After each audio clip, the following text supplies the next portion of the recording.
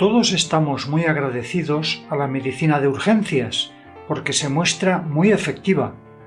Pero, ¿qué ocurre con el tratamiento de las enfermedades y en especial la explicación de su origen?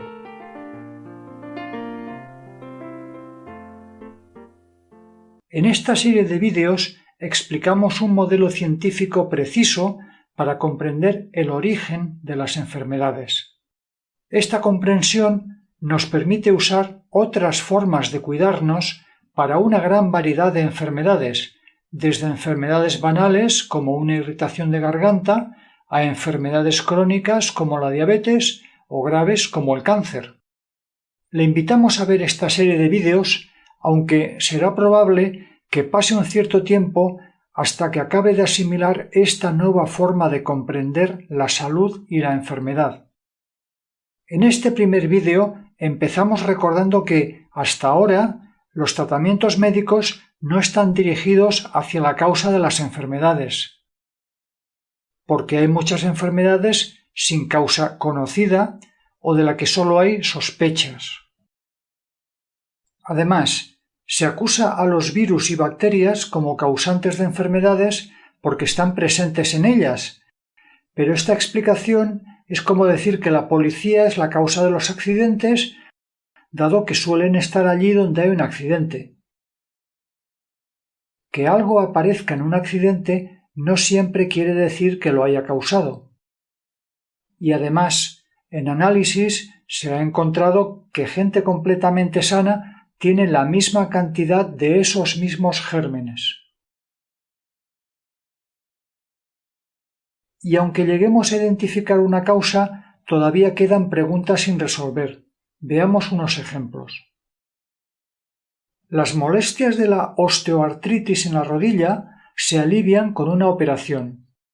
Sin embargo, un famoso experimento del cirujano Bruce Moseley demostró que los resultados son idénticos si la cirugía es deliberadamente simulada. Esto se conoce como efecto placebo y plantea preguntas difíciles a la ciencia médica porque ¿cómo puede ser que se le aliviaran los síntomas sin haberle operado? Todos hemos creído saber desde pequeños cómo se forman las caries. Comemos azúcar que se queda entre los dientes, luego las bacterias se comen el azúcar y producen un ácido que ataca el esmalte, produciendo un agujero. Si las caries siempre ocurrieran por pares, entonces esta explicación sería plausible, pero este ácido se comporta de forma un poco rara, pues casi siempre solo daña un lado y no afecta al diente de al lado. Lo siguiente es bien conocido. Nos ponemos enfermos al empezar las vacaciones o el fin de semana, al interrumpir nuestro estrés cotidiano. Es lo que alguien llama enfermedad del ocio. Y siempre nos han explicado que el sistema inmune se debilita con el estrés y nos hace susceptibles a las infecciones, porque es incapaz de reaccionar a la llegada de bacterias y virus. Pero esta explicación es incorrecta, porque sería como decir que una horda de bárbaros asaltan un castillo que actualmente está indefenso, pero por alguna razón se abstienen de atacar y destruirlo hasta que los defensores han preparado una defensa. La obstrucción de vasos importantes se cita como la causa de los ataques al corazón, aunque hay estudios que demuestran que los vasos colaterales compensan cuando se producen tales obstrucciones, mostrando que hay una gran diferencia entre la teoría de los ataques al corazón y la realidad. Hay otra contradicción conocida con el nombre de paradoja de Peto. Los grandes mamíferos tienen muchas más células que los pequeños y, por lo tanto, teóricamente, deberían tener mayor frecuencia de tumores malignos, pero en la realidad no es así. Estas contradicciones anteriores aparecen en la etiología de muchas enfermedades. A menudo, la etiología de una enfermedad grave es algo como: el riesgo de caer gravemente enfermo de la enfermedad X es mayor si usted pertenece a un cierto grupo de edad y además fuma. Un sexo es de más riesgo que el otro. Los enfermos de I son el doble de propensos a contraer X. El sistema inmune juega un papel importante y está a su vez influenciado por la dieta, el ejercicio y un sinnúmero de factores. Además, se cree o se ha comprobado que la genética también influye. También se dice que influye el lugar de residencia o demasiada poca exposición al sol. Un virus especial está implicado en el 90% de los casos de una variante específica de esta enfermedad. Con tantos supuestos y tan difícilmente controlables factores de riesgo, está claro por qué casi no hay tratamientos dirigidos hacia las causas de las enfermedades, y en cambio se tratan los síntomas con mucha intensidad y muchos efectos secundarios. Esta mujer, por ejemplo, ha sido diagnosticada de cáncer de seno por un tumor en sus glándulas mamarias. La sociedad actual piensa que es necesaria una actuación radical con quimio, radio y cirugía. En los siguientes vídeos veremos paso a paso cómo, conociendo la causa de la enfermedad y su evolución, aparecen por sí mismas nuevas perspectivas y opciones de tratamiento. Porque quizá hay leyes previsibles y precisas que explican la causa y evolución de cualquier enfermedad X, leyes que pueden ser comprobadas por cualquier afectado con poco esfuerzo y que nos libran de las contradicciones y ambigüedades que hemos visto antes. Le invitamos a descubrirlas en los vídeos que siguen.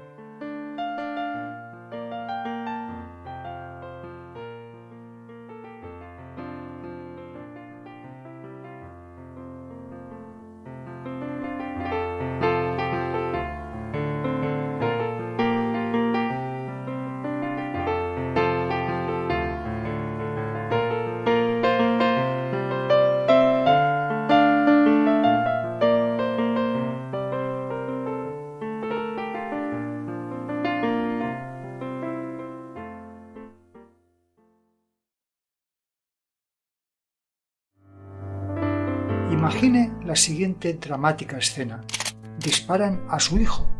Después de una larga agonía durante meses, finalmente su hijo acaba muriendo en sus brazos. Poco después le diagnostican a usted un tumor maligno y usted siempre ha gozado de buena salud. ¿Relacionaría usted estos dos hechos? Este hombre era un médico especializado en medicina interna. Vivió una terrible experiencia cuando su hijo recibió un disparo y acabó muriendo, después de meses de agonía. Unas pocas semanas más tarde le diagnosticaron cáncer de testículos a este médico y el tratamiento resultó exitoso. Él no creyó que ambos hechos fueran independientes. Sospechó que el shock por la desgracia de su hijo y su cáncer subsiguiente de alguna manera estaban relacionados, especialmente desde que su mujer, que también siempre había estado sana, desarrollara otro cáncer poco tiempo después. Como era médico en el departamento de oncología de un hospital de Múnich, pudo interrogar a cientos de pacientes de cáncer que le confirmaron sus sospechas. Estos cientos acabaron siendo decenas de miles de casos investigados, que culminaron en el descubrimiento de las 5 leyes biológicas que forman la base de su nueva medicina. Estas leyes proporcionan un enfoque completamente nuevo para explicar el cómo y el porqué de las enfermedades, es decir, qué cambios ocurren en el cuerpo, qué evolución siguen y por qué ocurren. Al principio pensó que estas leyes solo servían para el cáncer, pero luego con el tiempo se dio cuenta que sirven para entender el origen de la mayoría de síntomas y enfermedades, no solo en personas, sino también en animales. Antes de explicar este descubrimiento en los siguientes vídeos, es importante antes conocer un poco la historia de este médico. Desde el principio, la noticia de su descubrimiento corrió pareja a la historia de la muerte de su hijo. recibió un disparo por alguien de la corte de un monarca que usó todos los medios para encubrir el hecho, ridiculizarle en los medios de comunicación, soborno, chantaje, amenazas de muerte. A pesar de todo esto, el doctor siguió investigando intensamente sobre su descubrimiento y enseguida se dirigió a sus colegas médicos y a la universidad, pues parecía ser un descubrimiento de proporciones inimaginables.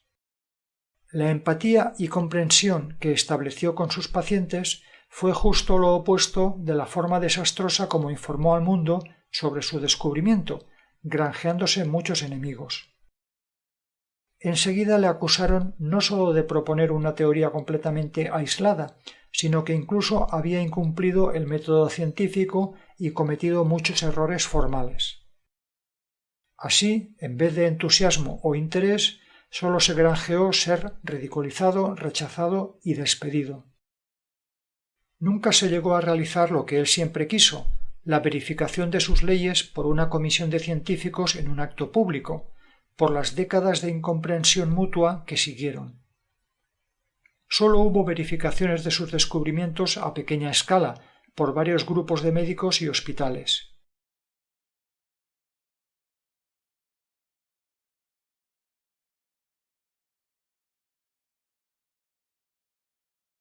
Históricamente es frecuente el rechazo a nuevos descubrimientos que cuestionan las premisas básicas de una ciencia, lo que se llama un cambio de paradigma. Este violento e injustificado rechazo por parte de la élite científica de un nuevo descubrimiento se conoce con el nombre de reflejo de Semmelweis.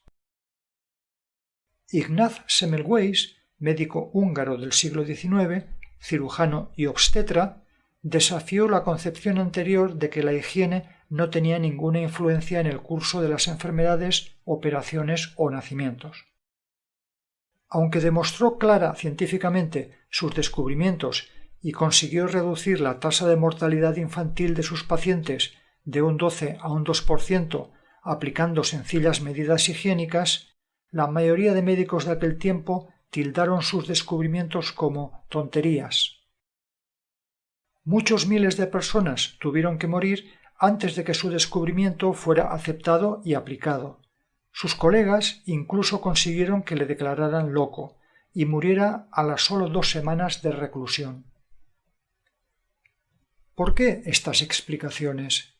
Porque el rechazo de los descubrimientos que presentamos aquí parece otro caso de reflejo de Semmelweis, con unas consecuencias mucho más graves. El nombre de este doctor es Hammer. El escándalo empezó a concretarse en forma de difamaciones cada vez mayores en los medios de comunicación.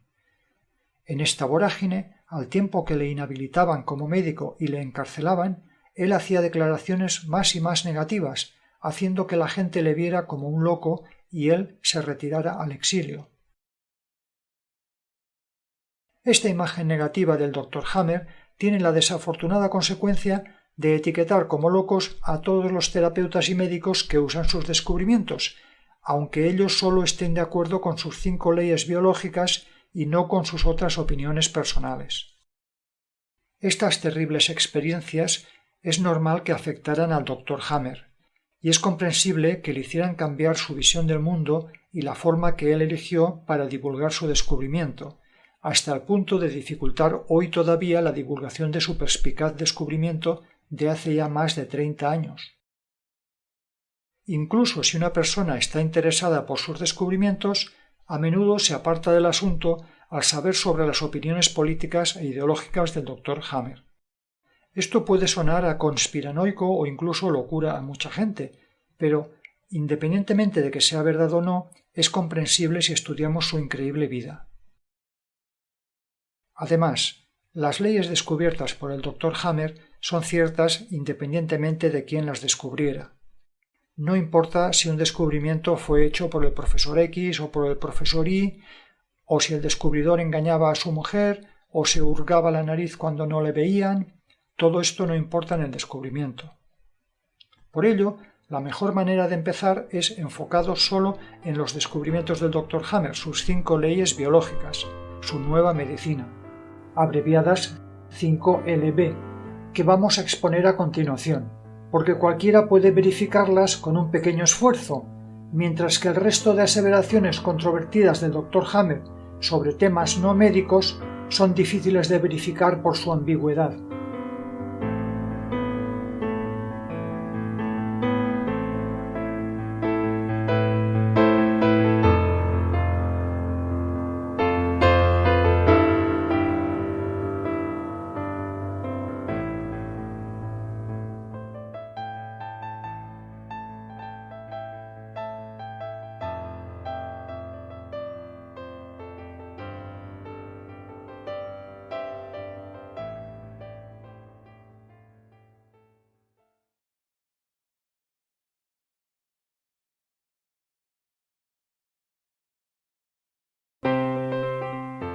¿Puede creer que nuestro cuerpo siempre funciona con una cierta lógica, aunque a veces no la sepamos ver?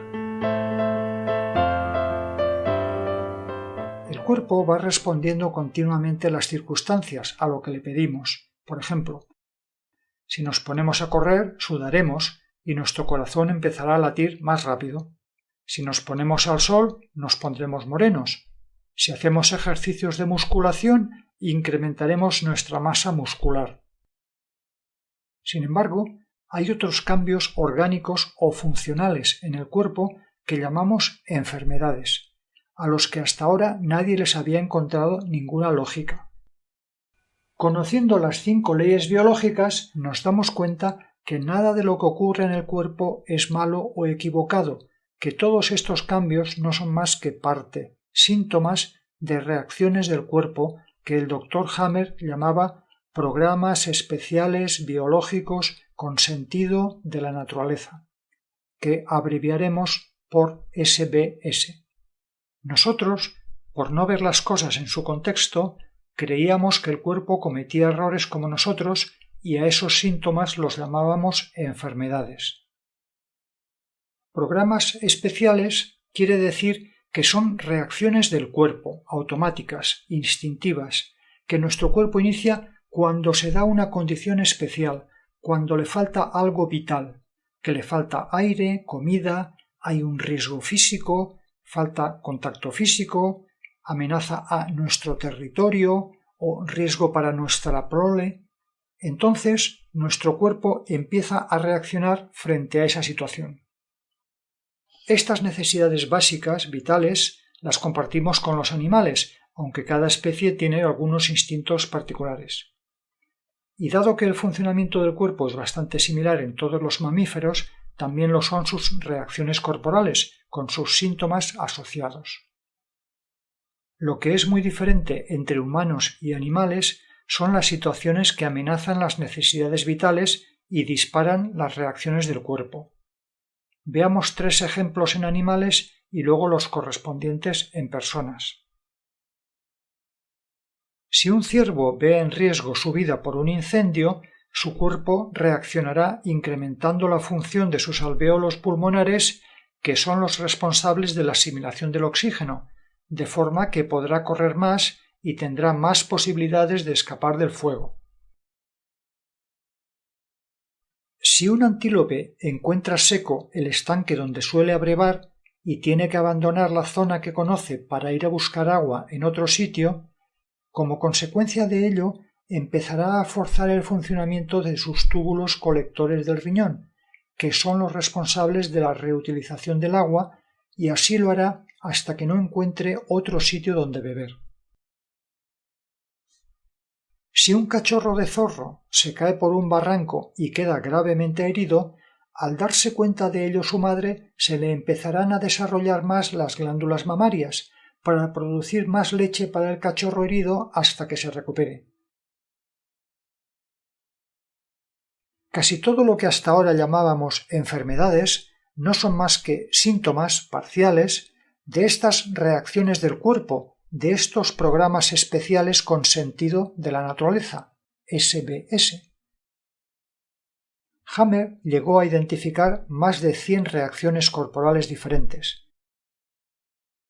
Son reacciones corporales con sentido, es decir, reacciones instintivas orientadas a superar amenazas vitales, como hemos visto en los ejemplos. Nosotros compartimos con los animales estas reacciones corporales instintivas, como vamos a ver a continuación. Los animales experimentan durante poco tiempo el miedo a morirse, porque o escapan rápido o se mueren.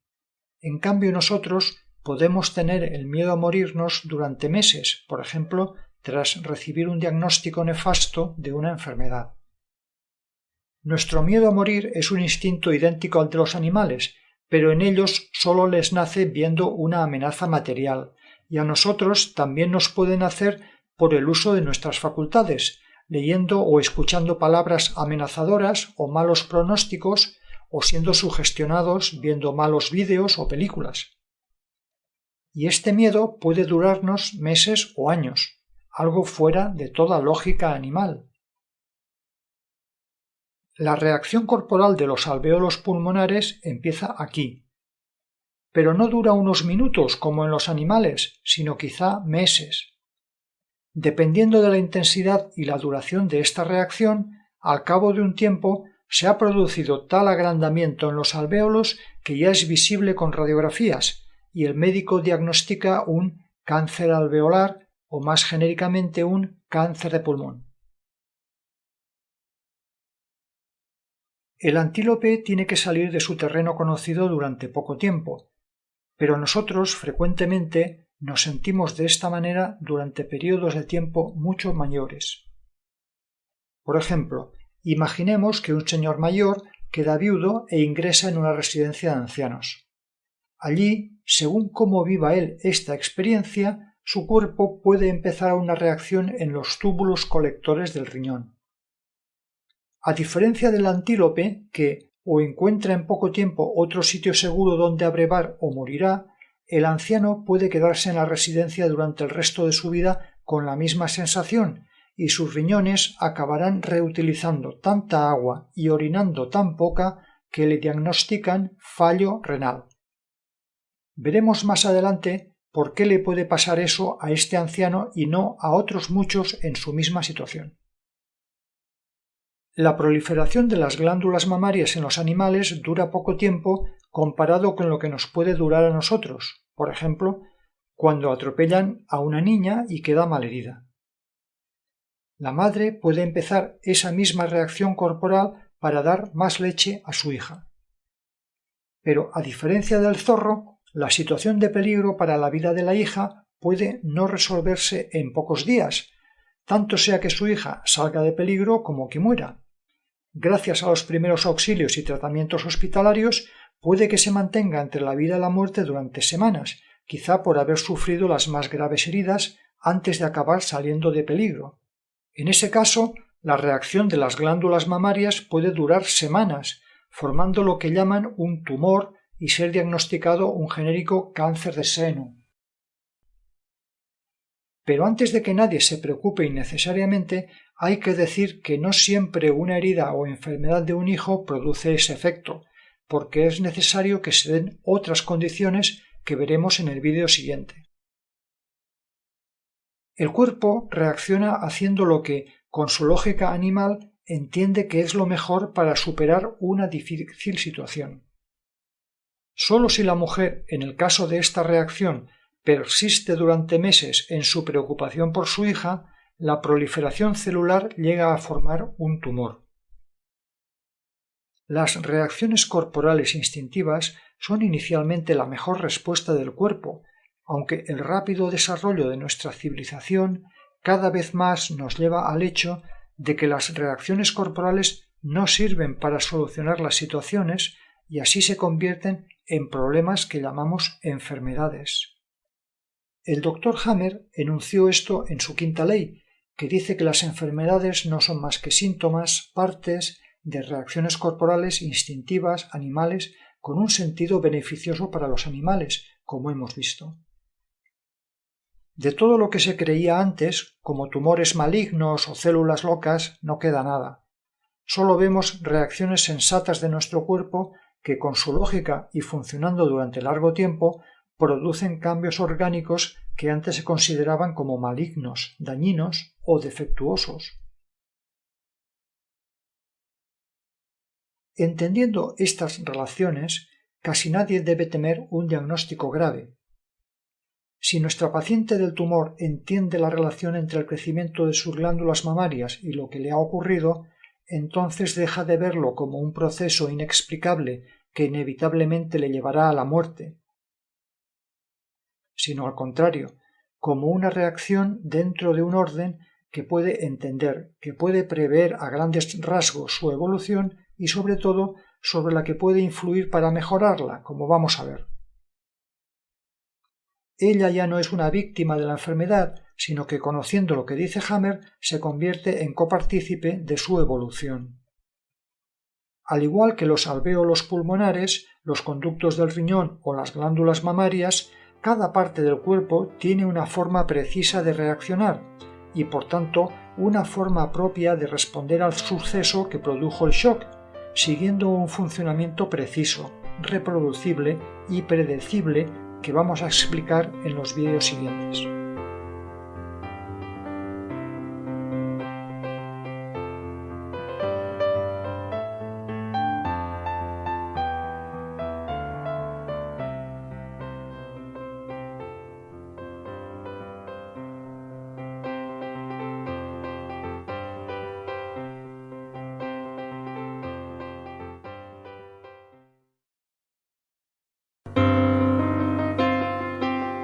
¿Cómo empiezan los SBS?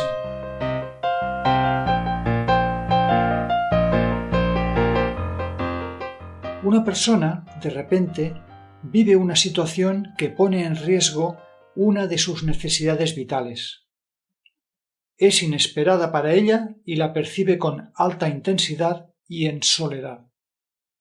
Esta situación es lo que Hammer llama un shock biológico y desencadena una reacción automática, instintiva en el cuerpo. Lo importante no son las circunstancias objetivas del hecho, sino cómo lo percibe el sujeto.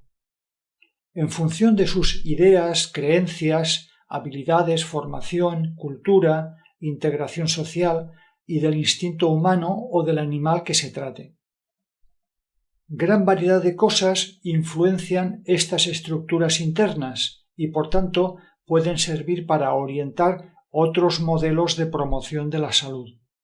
El que mantiene un cuerpo vigoroso haciendo deporte y comida saludable, o quien cuida su autoconsciencia y va librándose de ideas erróneas que le esclavizan, más raramente vivirá shocks biológicos por situaciones difíciles y que a la vez sean inesperadas, de gran intensidad y en soledad. Lo que desencadena las reacciones corporales es, por tanto, cómo cada uno la vive interiormente, no el hecho objetivo. Una misma situación a una persona le puede provocar un conflicto biológico y a otra parecerle insignificante, excitante o hasta divertida. Imaginemos, por ejemplo, que alguien de repente pierde su trabajo. Si esa persona tiene buena formación, buenos amigos que le pueden ayudar, apoyo financiero de su familia y alta autoestima, la situación será ciertamente molesta para él, pero probablemente no le provocará ningún conflicto biológico. Por el contrario, si la persona necesita ese salario para subsistir, no tiene familia a quien le pueda socorrer, poca formación que le hace difícil buscar trabajo, entonces está cumpliendo las condiciones para que probablemente esa situación le provoque un shock biológico. O tomemos el ejemplo del anciano que va a una residencia por quedarse viudo. Imaginemos que vivió 60 años en su casa, que él mismo se la construyó, que su mujer le cuidó siempre y nunca ha tenido amigos. Puede que el hecho de ir a una residencia lo viva como una salida de su territorio conocido o con miedo. Otros pueden tener un pasado completamente diferente. Uno cambiaba de residencia cada 10 años y hace amigos fácilmente. Otro puede cuidarse por sí mismo y tiene los nietos que viven al lado de la residencia. Otro hace años que tenía escogida la residencia con una habitación especial con unos cuidadores muy amables. Por ello es probable que estos últimos no tengan ningún shock biológico y sí el primero. Desde el exterior es imposible predecir con 100% de certeza si una situación va a producir un SBS a una persona en particular, porque todos somos diferentes y no hay manera de saber con certeza lo que otra persona tiene en su interior. Además, la reacción corporal a un shock biológico es una reacción instintiva y por tanto a veces nos ocurre independientemente del control consciente que queramos tener. Pero lo que sí sabemos con certeza es que si una persona tiene unas ciertas reacciones corporales es porque ha vivido una situación que le ha provocado ese conflicto biológico. Cada conflicto biológico es una respuesta a un cierto tipo de amenaza o sentimiento instintivo, según qué necesidad vital sea la amenazada. Es lo que se llama contenido del conflicto y determina la reacción del cuerpo. Dicha reacción ocurre a la vez en la mente, en el cerebro y en un órgano del cuerpo. La mente estará obsesionada con el problema para encontrar una solución cuanto antes. Hay insomnio y dificultad de concentrarse en otros asuntos. Los cambios en el cerebro se observan en unas formas especiales que aparecen en los TAC.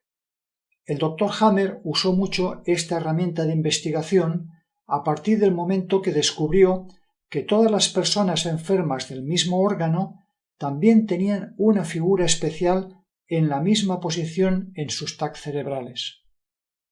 A estas figuras especiales se les conoce como focos de Hammer y, durante la fase de conflicto activo, aparecen con forma de diana, unos círculos concéntricos que tienen su centro en un punto del cerebro específico para cada órgano. Dependiendo del órgano y tejido afectado, hay un aumento o disminución de su función, que produce un aumento o disminución de las células del órgano. Hay siempre una correspondencia entre el órgano y el contenido del conflicto. Por ejemplo, la mucosa de la vejiga es sensible y nos dice cómo de llena está la vejiga. Esto lo usan los animales para marcar su territorio. Si el contenido del conflicto es un problema con la mucosa de la vejiga, es que el enfermo está inseguro de cuáles son los límites de su territorio o hasta dónde los puede marcar y ser respetado. El territorio puede ser un apartamento, el cónyuge, el lugar de trabajo, un club social, un auto, etc. Los músculos voluntarios sirven para hacer trabajos físicos, mover cosas de un sitio a otro. El contenido del conflicto cuando están afectados los músculos es, por tanto, no sentirse con suficiente fuerza para mover algo.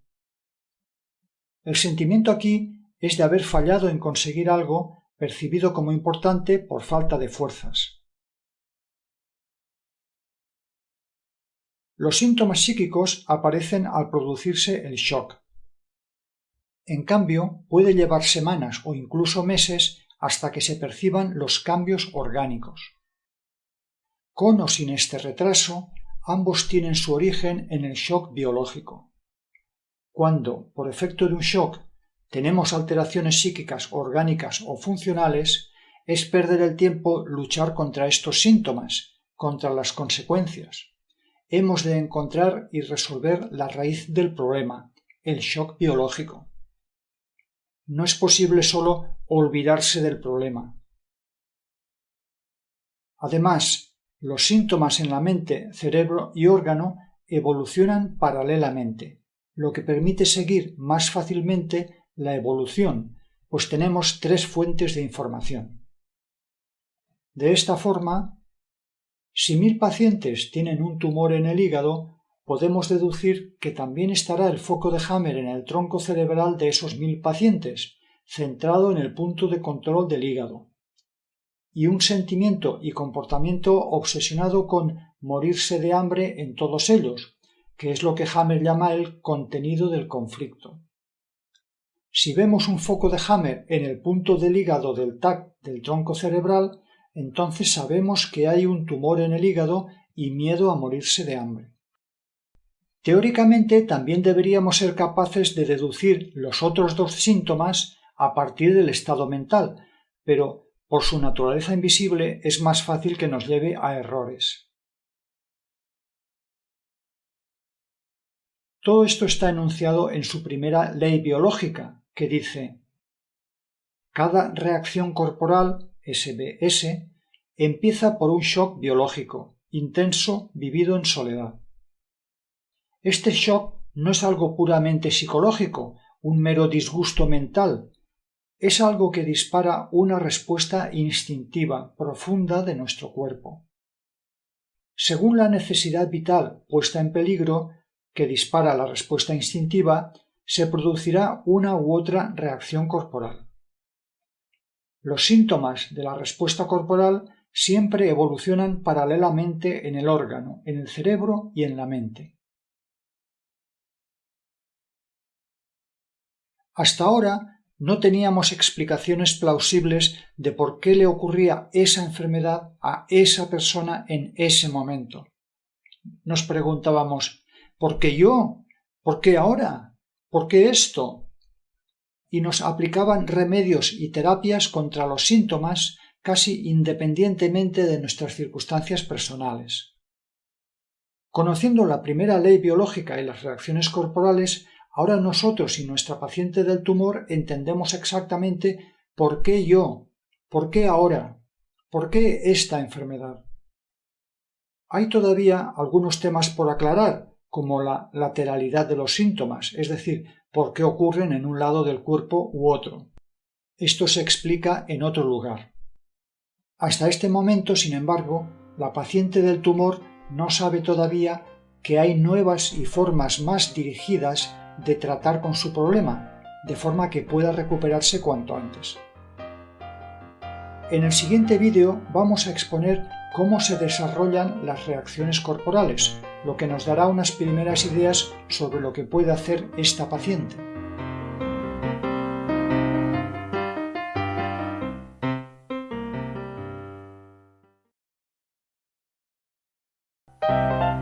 Si los síntomas son parte de una reacción corporal instintiva, de un SBS, ¿aparecen siguiendo algún orden?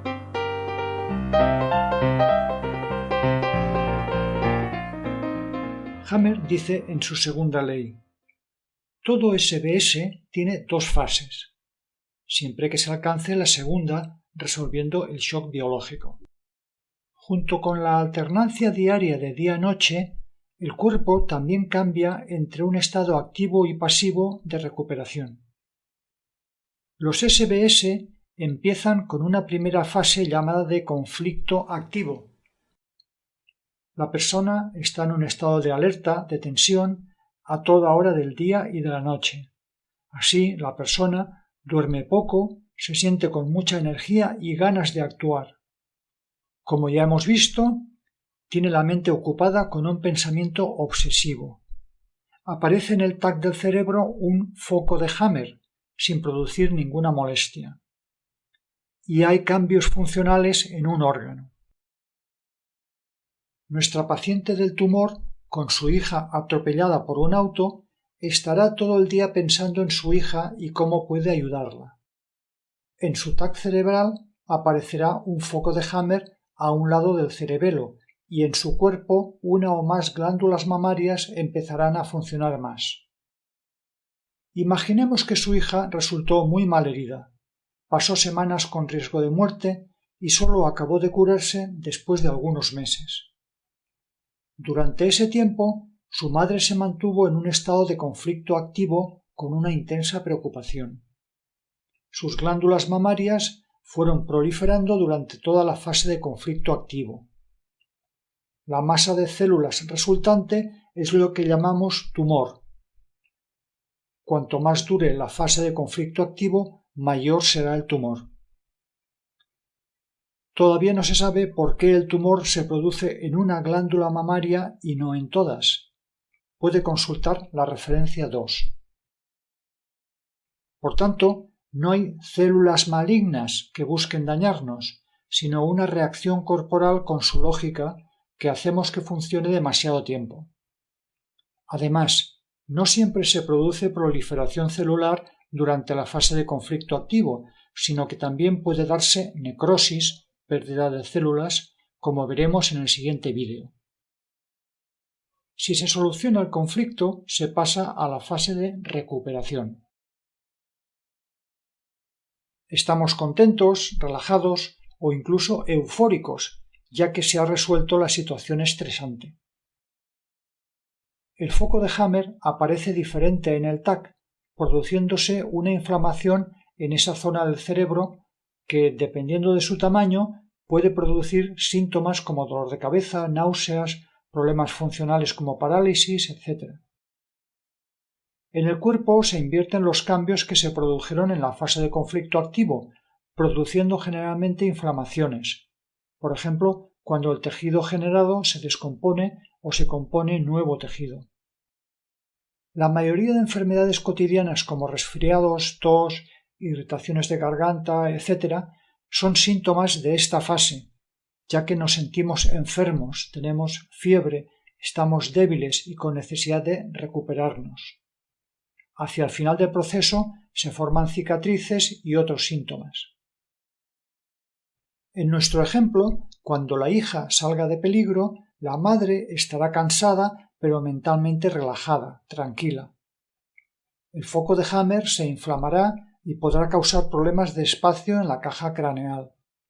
Los cambios en el pecho se revertirán si el tumor no se ha extirpado quirúrgicamente. Los microbios descomponen el exceso de tejido generando pus. Si la duración de la fase de conflicto activo es muy larga, la cantidad de pus que se genera será grande y producirá problemas. Completada la descomposición, quedará una cicatriz, que también puede dar problemas según su tamaño. La duración más la intensidad de la fase de conflicto activo es más o menos la misma que la duración e intensidad de la fase de recuperación, y determina la intensidad de los síntomas y su progresión. En la mitad de la fase de recuperación, pero no más tarde de 3 semanas desde la solución del conflicto, hay lo que se llama la crisis epileptoide, EC, que es cuando se alcanza la mayor intensidad de los síntomas, en particular la inflamación. A partir de ese momento avanza la cicatrización y disminuyen otros síntomas como la inflamación. La crisis epileptoide es un momento especial en el que el cuerpo, por poco tiempo, vuelve a funcionar como en la fase de conflicto activo y, dependiendo del órgano afectado, puede durar entre unos segundos y unas pocas horas. En la mayoría de los SBS, esta crisis pasa desapercibida. En algunos casos, produce síntomas que pueden ser fuertes e incluso fatales y que son diagnosticados como crisis epiléptica, ataque al corazón o ataque de asma. Hasta ahora hemos explicado una evolución sencilla de un SBS, que es más bien una excepción en los humanos. En nosotros lo más frecuente son las recaídas. Como la gente ahora vive sin controlar sus instintos de forma bastante rígida e incapaz de cambiar, los SBS se repiten y repiten durante años. Por ejemplo, cuando tenemos shocks por trabajar con un empleado, jefe o cliente que nos disparan la fase de conflicto activo hasta que llegan las vacaciones o el fin de semana. La mayoría de enfermedades crónicas tiene este mecanismo, que puede durar la vida entera si las condiciones no cambian o la actitud del sujeto frente a ellas. En esos casos en que se está reentrando continuamente en la fase de conflicto activo, es difícil o imposible prever la duración de la fase de recuperación. ¿Para qué sirve saber que los SBS tienen 2 fases? Hasta ahora hemos descontrolado mucho nuestros instintos, resultando en largas fases de conflicto activo y por tanto grandes síntomas. Ahora, con este nuevo conocimiento, los pensamientos obsesivos pueden avisarnos de que estamos en la fase de conflicto activo mucho antes de que nos enteremos por los síntomas orgánicos, y así intentar hacer algo para resolver el conflicto cuanto antes y todos los síntomas sean menos problemáticos.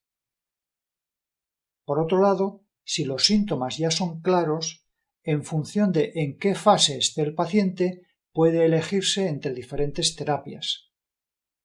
Veamos las diferentes posibilidades en el caso de nuestra paciente con un tumor. Si no conoce las 5 leyes biológicas, no conocerá el origen de lo que le pasa ni su situación. Como la medicina oficial tampoco lo sabe y tampoco sabe por qué se producen lo que llaman remisiones espontáneas, entonces recomienda quimio, radio y cirugía, con resultado de largo sufrimiento, desfigurar a la mujer y frecuentemente una muerte prematura. Como mucho le hacen una cirugía conservadora, pero queda la ansiedad por el miedo a nuevos tumores o metástasis, como ocurre con el tratamiento hormonal. Puede ocurrir que alguna mujer capee ese proceso sin miedo o incluso salga fortalecida, pero solo en raras ocasiones.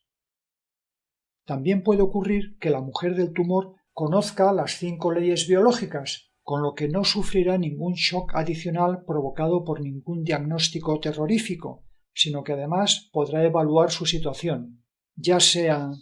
Posibilidad 1. El SBS está en su fase activa. El tumor es todavía muy pequeño, pero ya no crece porque ella ya no está preocupada, dado que prevé que den el alta a su hija en cualquier momento. Cuando esto ocurra, el SBS entrará en su fase de resolución y los microbios desharán completamente el tumor. En este caso, no es necesario ninguna terapia. Solo puede acordar con el terapeuta algún tratamiento local sintomático y el control de la correcta realización de la fase de recuperación. Para ello pueden usarse una gran variedad de recursos convencionales o alternativos, que pueden usarse mucho más efectivamente con el conocimiento de las 5 leyes biológicas. Con este conocimiento desaparece el misterio de por qué un remedio va bien unas veces y otras no.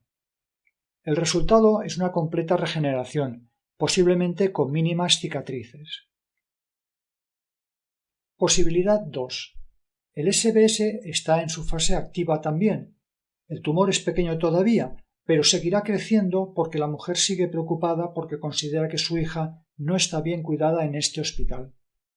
La terapia consiste aquí sobre todo en intentar resolver cuanto antes el conflicto o al menos reducir su intensidad.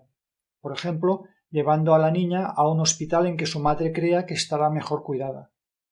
Esto reduce la intensidad de la reacción, de forma que el tumor deja de crecer hasta que el conflicto se resuelva finalmente.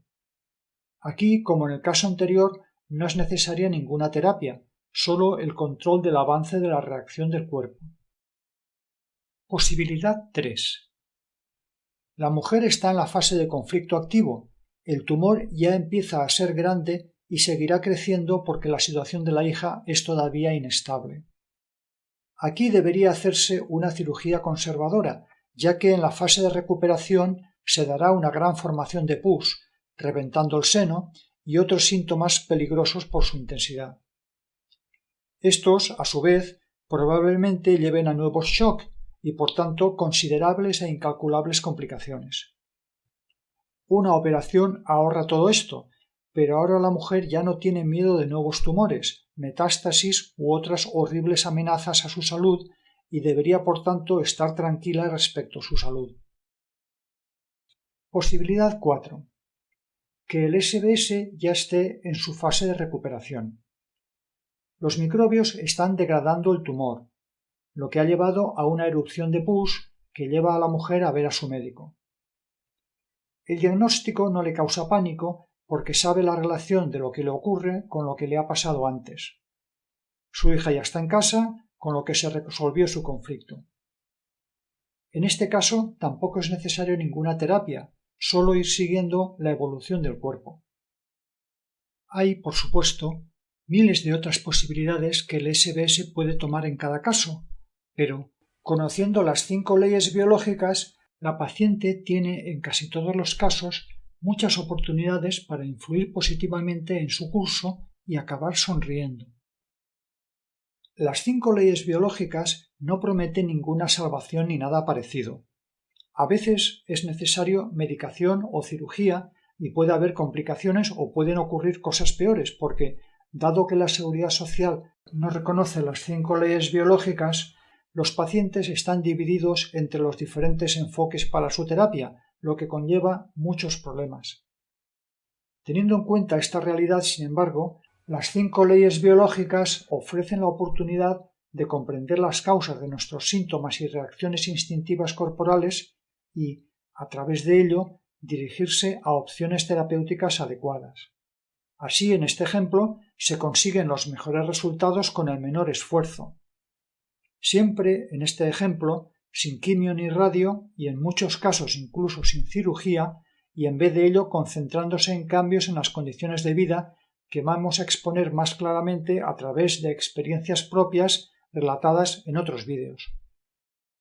Aunque se hayan resaltado en estos ejemplos los síntomas externos, materiales, las posibilidades concretas de tratamiento deben tomar siempre en cuenta todas las circunstancias personales, incluidas las internas, pues ellas son las que llevaron al shock y nos pueden sugerir opciones para resolver el conflicto o controlar el curso del SBS. Con el conocimiento de la primera y segunda ley podemos identificar la causa y evolución y ritmo de cada SBS. Pero ¿cómo sabemos qué síntomas ocurren en la fase activa y cuáles en la fase de recuperación? Esto es lo que nos explica la tercera ley, que veremos en el vídeo siguiente.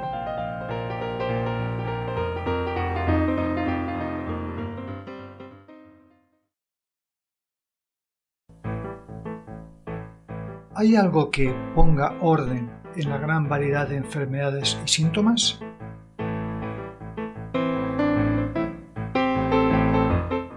Sí, el hecho de que el cuerpo tiene 3 tipos de células, que provienen de los 3 tipos de células del embrión. Los 3 tipos de tejido embrionarios son la primera diferenciación celular, que luego dará lugar a los sistemas orgánicos y finalmente a los órganos. Estos 3 tejidos embrionarios son, pues, los tejidos base de todo el cuerpo humano. Es decir, cada tejido del cuerpo proviene de uno de los 3 tejidos embrionarios: endodermo, mesodermo y ectodermo. El mesodermo se divide a su vez en mesodermo inferior y superior. En la primera fase del embarazo, el endodermo forma todos los tejidos que luego se dedicarán a la asimilación de comida y oxígeno, excreción, reproducción y percepción rudimentaria del entorno en términos de comida o peligro. Esto es, la mayoría del tubo digestivo, los alvéolos pulmonares, el oído medio, la coroide, que luego formará más partes en el ojo, la próstata, la mucosa uterina y otros varios tejidos. El control de estos tejidos se realiza desde la parte más inferior del cerebro, llamada tronco cerebral. Echemos ahora una ojeada al mesodermo inferior. Los tejidos que provienen de él son los dedicados a funciones de protección propia y de cuidado de los demás, como la dermis, el pericardio, la pleura, el peritoneo, la cubierta de los nervios, las glándulas sebáceas, sudoríparas y mamarias. Estos tejidos se controlan desde el cerebelo. El mesodermo superior es el origen de los tejidos dedicados a la sustentación y sujeción, proporcionando estabilidad, flexibilidad, fuerza y rendimiento. Son todos los huesos, músculos voluntarios, tendones, ligamentos, la dentina de los dientes, la sangre y el sistema linfático. Estos tejidos se controlan desde la médula cerebral, que es la parte más interior del cerebro. Los tejidos derivados del ectodermo son los dedicados al contacto con el mundo exterior y la interacción y formación de la jerarquía entre los individuos de la misma especie. Estos incluyen la epidermis, los nervios, el esmalte dental, varias membranas, gran parte de los órganos de los sentidos y de regulación de hormonas sexuales. Todos estos tejidos y funciones se dirigen desde el córtex cerebral. ¿Para qué toda esta larga explicación de los tejidos embrionarios y su desarrollo en el vientre de su madre? Porque todos los tejidos provenientes del mismo tejido embrionario se comportan de igual forma durante los SBS. Los diferentes tipos de tejidos responden solo de dos formas ante un cierto shock biológico, y luego veremos que cada tejido siempre responde de la misma forma. Primera, la función del tejido celular se incrementa en la fase de conflicto activo. Por ejemplo, las glándulas salivares y producen más saliva. Después de la resolución del conflicto, la función se reduce, de forma que al final de las dos fases se ha restablecido la función normal. Segunda, aquí la función del tejido celular primero se reduce durante la fase de conflicto activo y luego se incrementa cuando el conflicto ha sido resuelto. Como ejemplo, en la epidermis, esto produce menos sensibilidad o incluso entumecimiento en la primera fase. Al final, como en el caso anterior, se normaliza la función de la epidermis. Es decir, que las respuestas son exactamente opuestas en ambas formas de reaccionar. Los tejidos que pertenecen al endodermo o mesodermo inferior responden de la primera manera. Los tejidos que pertenecen al ectodermo o mesodermo superior responden de la segunda forma. Consideremos la piel, por ejemplo. Consiste en varias capas de tejido y otras cosas, como el pelo y las glándulas sudoríparas y sebáceas, que provienen de diferentes tipos de tejidos embrionarios, con lo que tendrán comportamientos opuestos en sus SBS. Por ello, no hay solo un tipo de reacción para toda la piel, sino que hay que investigar en detalle qué tejido en particular es el afectado. Consideremos la parte más externa de la piel, la epidermis. Por su alta sensibilidad, su función es percibir la cercanía y el contacto.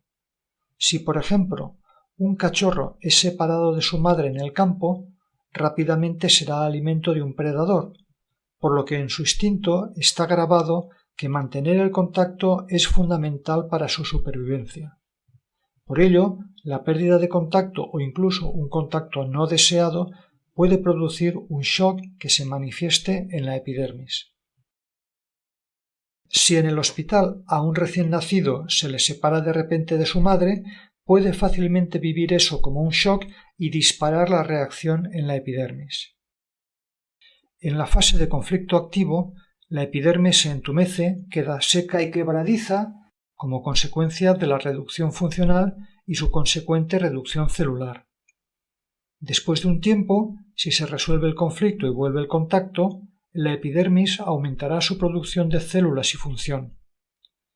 En ese periodo estará hipersensible, inflamada, enrojecida y dolorosa, acabando con picores. Solo la intensidad y duración de la reacción corporal y si tiene recaídas continuas o no es lo que determina si el diagnóstico de la medicina convencional es de hiperestesia, eczema, dermatitis, neurodermatitis, etc. Que las condiciones del nacimiento son a menudo muy problemáticas para madres, padres y bebés explica la frecuente ocurrencia de fuertes síntomas en los primeros días de vida del bebé.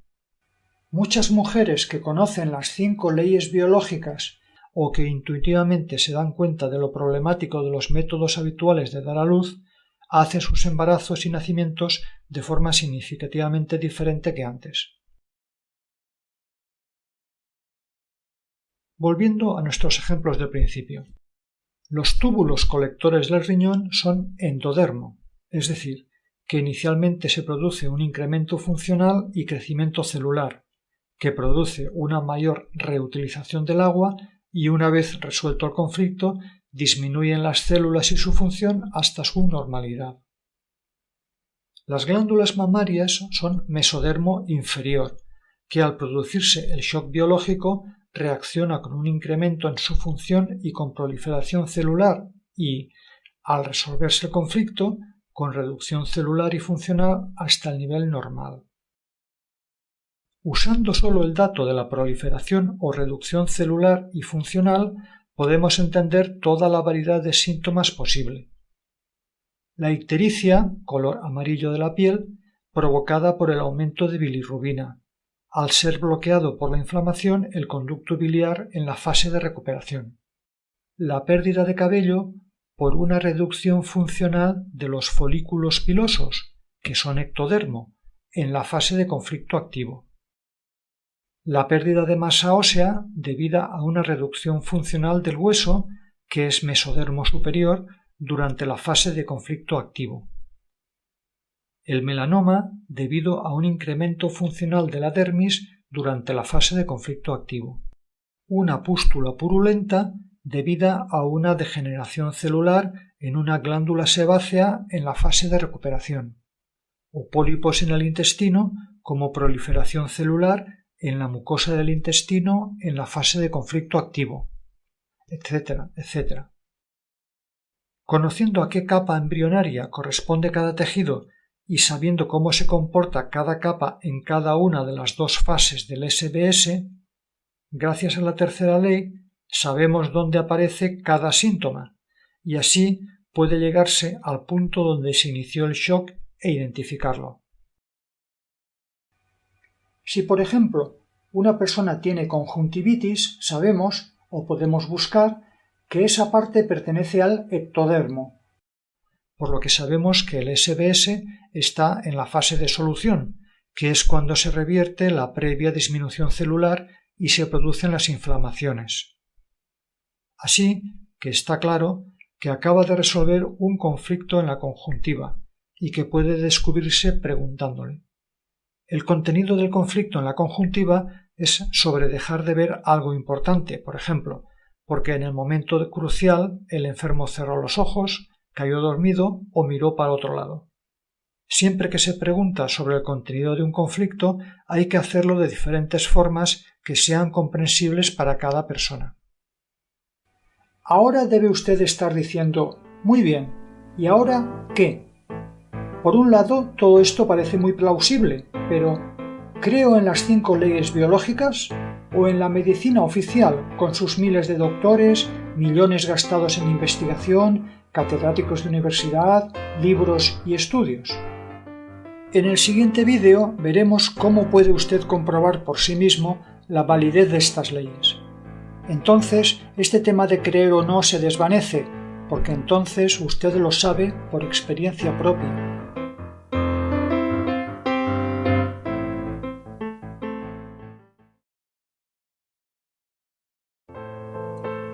Todo esto está muy bien, pero ¿debo confiar en las 5 leyes biológicas o en la medicina oficial, con sus miles de médicos, millones que gastan en investigación, catedráticos, libros y estudios?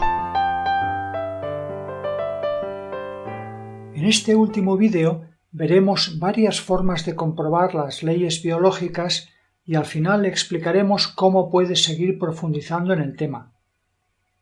Como pacientes de la medicina oficial, no tenemos manera de verificar si cumplimos con lo que nos dicen que son las causas de nuestra enfermedad, porque son causas invisibles o aleatorias, virus, bacterias, genes, nada que podamos comprobar por nosotros mismos.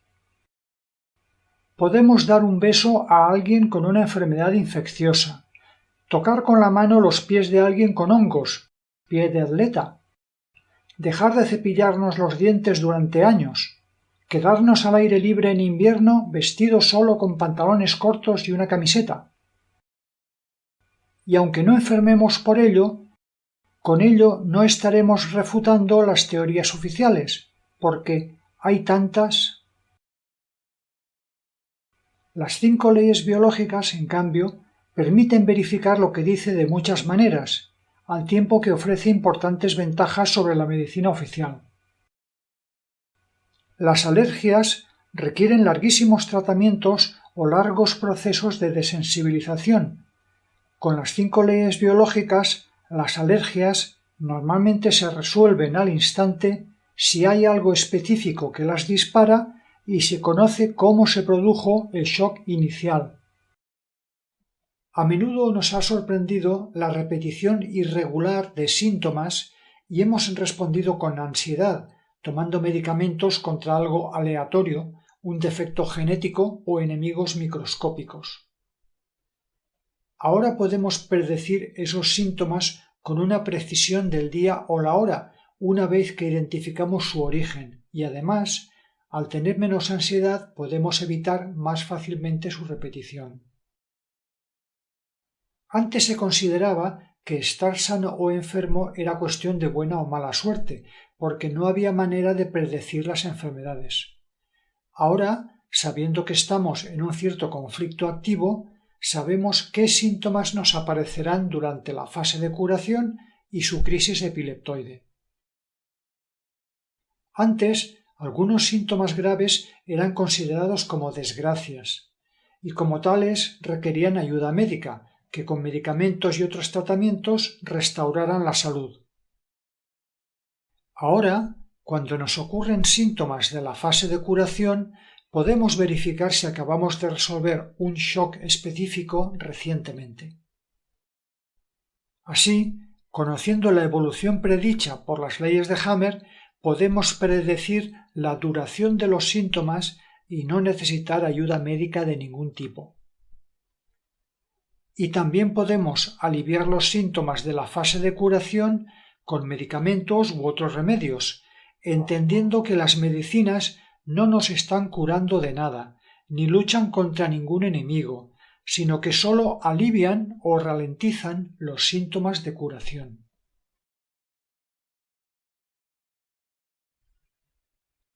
Antes era una simple coincidencia que un síntoma apareciera a la izquierda, a la derecha o a ambos lados del cuerpo. Ahora podemos comprobar el lado en que aparece cada síntoma e incluso predecirlo, porque las 5 leyes biológicas nos avisan de si un síntoma va a aparecer en un lado o en el otro. Puede ver la referencia 6 sobre este tema. Hay algunos síntomas, como el resfriado o la tos, que son muy genéricos y no nos orientan mucho para conocer qué puede originarlos. Pero hay otros que, diferenciándose por su tipo o intensidad, sí que nos ayudan a encontrar su origen. Podremos ver ejemplos de ello en los siguientes vídeos prácticos, en los que, con el conocimiento de las 5 leyes biológicas, se nos presentan varias formas de tratamiento para una variedad de enfermedades. En las 5 leyes biológicas también hay cosas que uno mismo no puede comprobar fácilmente, porque no tenemos esa enfermedad o porque nos falta el TAC del cerebro. Pero lo más importante es tener el convencimiento de que las ideas básicas son correctas, aunque no podamos verificar todos los detalles personalmente, o pueda haber detalles erróneos o todavía no descubiertos. Y es útil compartir con otros nuestras experiencias. Usted ha recibido, en una hora aproximadamente, una introducción a la nueva medicina y sus 5 leyes biológicas. Por supuesto, le habrán surgido muchas preguntas que no hemos respondido. En esta exposición se han hecho algunas simplificaciones y algunos temas no se han abordado, como la influencia de ser diestros o zurdos sobre el lado en que se presentan los síntomas, las enfermedades mentales, nuevos shock en vez de la teoría de la metástasis, contagios, vacunaciones, el papel de los hongos, bacterias y virus en la 4ª ley, lo que son los raíles en el momento del shock, las 3 formas de reaccionar del ectodermo, el comportamiento de los tejidos cuando hay varios SBS simultáneos, la regla de la balanza en shocks territoriales, el detalle de cada SBS, el efecto de las medicinas en el curso de los SBS, las 6 cualidades del endodermo, el cerebro con sus focos de Hammer, los SBS que solo tienen cambios funcionales sin cambios orgánicos como la diabetes, parálisis, etc. Comprendiendo los conceptos básicos, quedan muchos temas interesantes por conocer, como la piel, el dolor, el corazón, la fertilidad y el deseo frustrado de descendencia, embarazo y nacimiento, obesidad, presión arterial, depresión, órganos de los sentidos, digestión, riñón, la regla femenina y muchos otros. Para profundizar en todos estos nuevos temas les refiero a otras fuentes. Un último comentario. Cada autor que divulga las 5 leyes biológicas utiliza diferentes nombres para las diferentes fases y momentos de cada enfermedad. En vez de shock biológico también se usa DHS. La fase de conflicto activo puede llamarse CA, fase de estrés o semejante. En vez de fase de recuperación, PCL, con una PCLA antes de la crisis epileptoide y una PCLB después, o llamarla fase de reparación o de curación. La crisis epileptoide se nombra también epicrisis o EC. En vez de mesodermo inferior y superior, el Dr. Hammer usaba antiguo y nuevo mesodermo. Ya tiene todo lo que necesita para seguir profundizando. Gracias por ver estos vídeos y su interés en el tema.